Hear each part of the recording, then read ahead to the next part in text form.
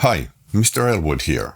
When you're choosing an audio interface for your home studio or wherever you plan to use it in, you might get stuck comparing the technical specs.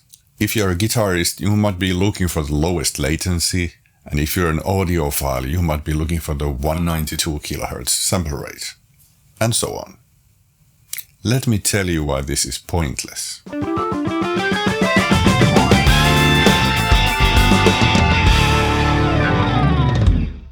Let me share my opinions as a retired professional guitarist, bassist, and audio engineer. We'll look into latency, sample rate, bitrate, THD, and so on. I know I'll ruffle some feathers here, but I'm ready for that. After all, these are all opinions, and I'm okay with others having different opinions to mine.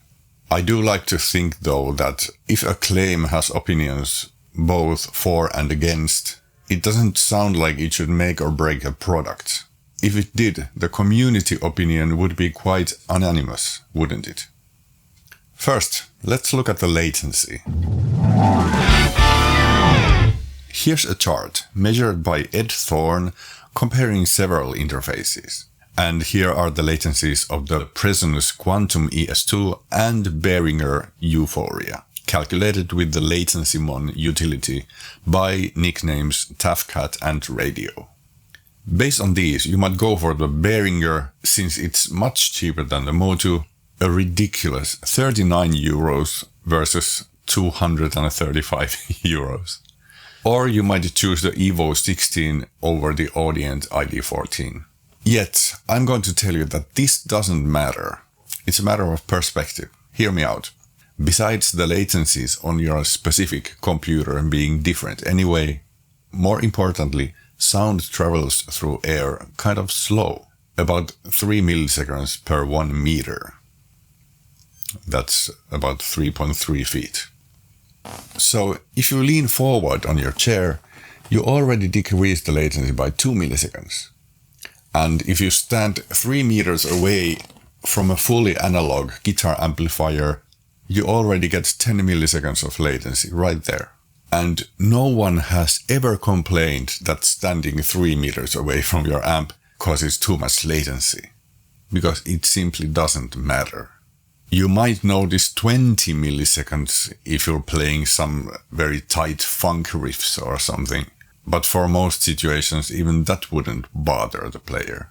So having a latency of 8 milliseconds versus 13 milliseconds, in practice, it just doesn't matter. Other aspects of the interface matter so much more. Besides, if the latency really bothers you, you can just decrease the buffer size or increase the sample rate, and you are going to get sub 10 milliseconds on any of these devices. Modern computers and interfaces can do that just fine. Not sure about the Behringer though, because it might have some surprising limitations. Then about the sample rate. While 192 kHz is quite a normal feature nowadays, some audio interfaces only go to 96, and a few Behringers only go to 48 kHz. While those Behringers do sound limited compared to the rest, I'm still going to say that even that doesn't matter. Adults rarely hear much past 15 kHz, and even 44.1 kHz is capable of producing the whole spectrum of human hearing, even for a newborn baby without any kind of hearing damage. That said, it isn't quite that simple when you start to process the audio, so there can be some benefits to higher sample rates than 44.1.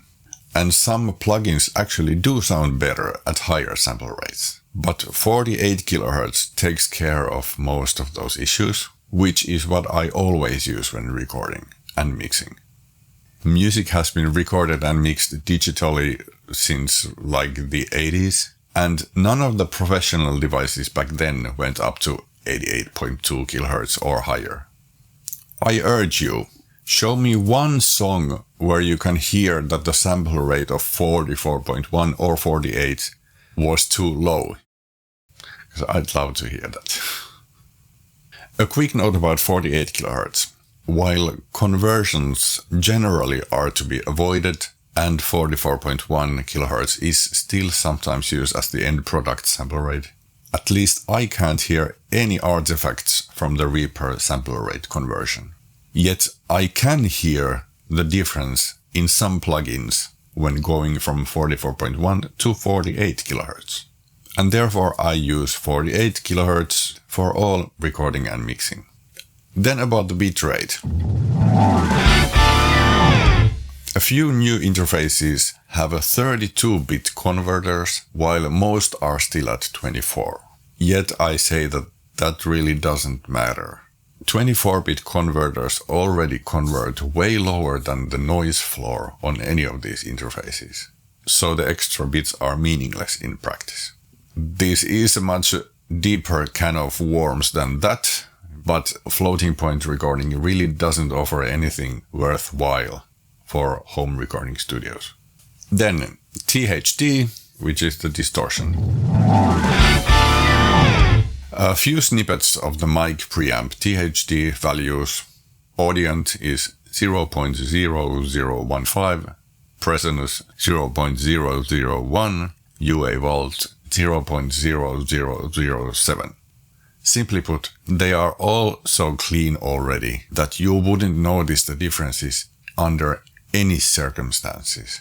Although I must say that the Behringer doesn't announce the THD values on any of their interfaces, so they might be all over the place. We just don't know. And so on.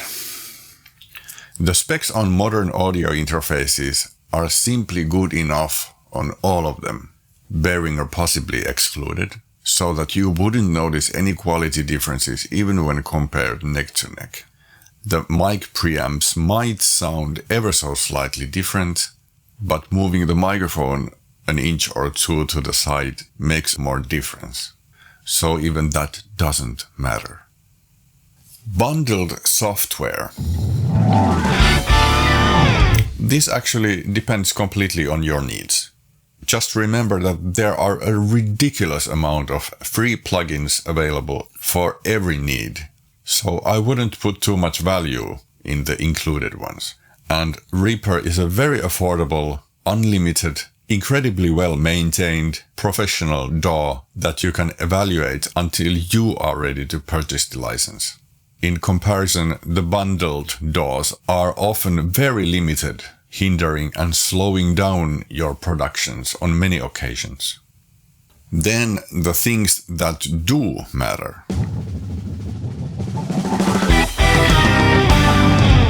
First, driver quality.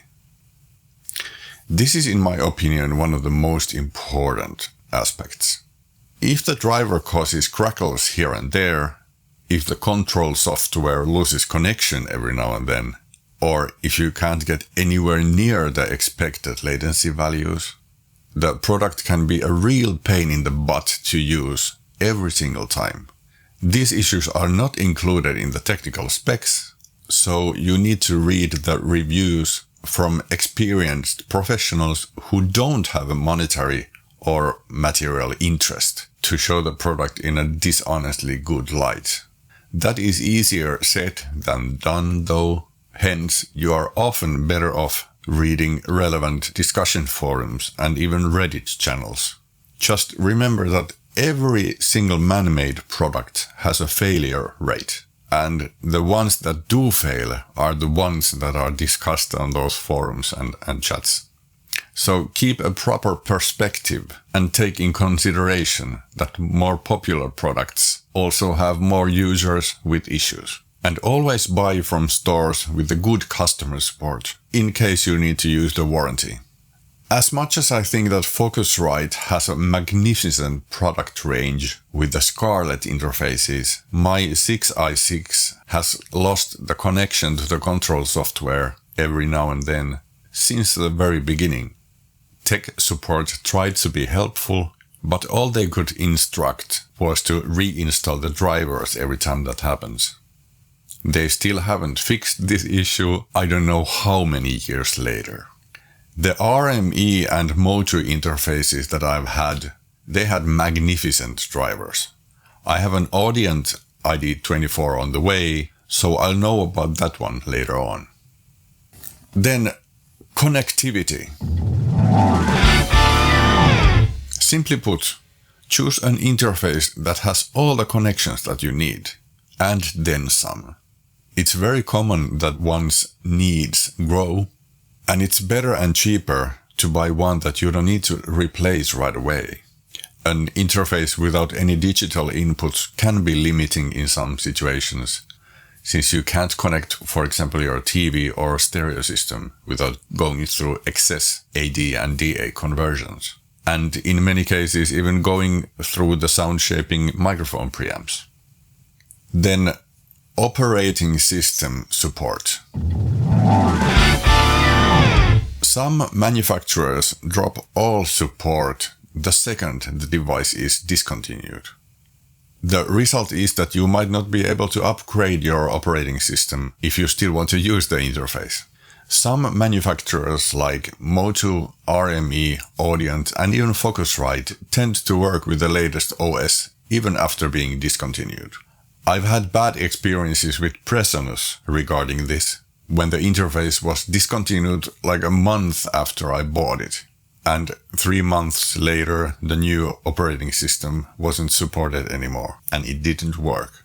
Although that was a long time ago, so I don't know if the situation has changed. But if a manufacturer often pushes out a lot of new products to replace the old ones, that might be a big warning sign. But, for example, the Focusrite 6i6 2nd Gen was discontinued 6 years ago, and it still fully works with the latest Mac OS.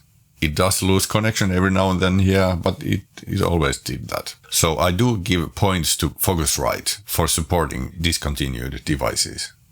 Then there's the mechanical quality and durability. For example, when I set the output volume below 9 o'clock on my Focusrite, the stereo balance goes off. The very lowest volume levels only play on one side. This bothered me enough that I replaced the volume pot with a third-party replacement. It was better, but it didn't solve the issue completely. And low-quality gain pots can start to give intermittent noise and crackle at some point. So it's best to read discussions on the specific interface for this. Then quickly about the power requirements. Nowadays many interfaces are USB-C bus-powered, and since USB-C can move a lot of juice, if you plan to use the interface on a computer's USB-A socket with a converter cable, be sure to check that it provides enough amps to power the device. Otherwise, the performance might be limited, or it might lose connection or even not work at all. I do want to say a few words about Behringer. I have an old Behringer FCA610 that had amazing specs, even for today, but the routing options were extremely limited, and it crackled every now and then, even with very large buffer sizes. So it was essentially a useless product. I haven't tried the Euphoria series of interfaces, but the FCA610, it was a disaster. Again, specs and connectivity were magnificent, but the driver sucked so bad that it was useless. There wasn't even any control software included. People say that the Euphoria series is good for the money, but we are talking about interfaces that cost as much as a fine lunch. So good for the money might not be very good overall. You also might want to check the UMC1820 review made by AP Mastering. Link in the description. There you go. Keep a cool head when shopping for an interface. And most importantly, have a proper perspective when comparing them. Don't get sucked in by the numbers game. So, thanks for watching. Take care.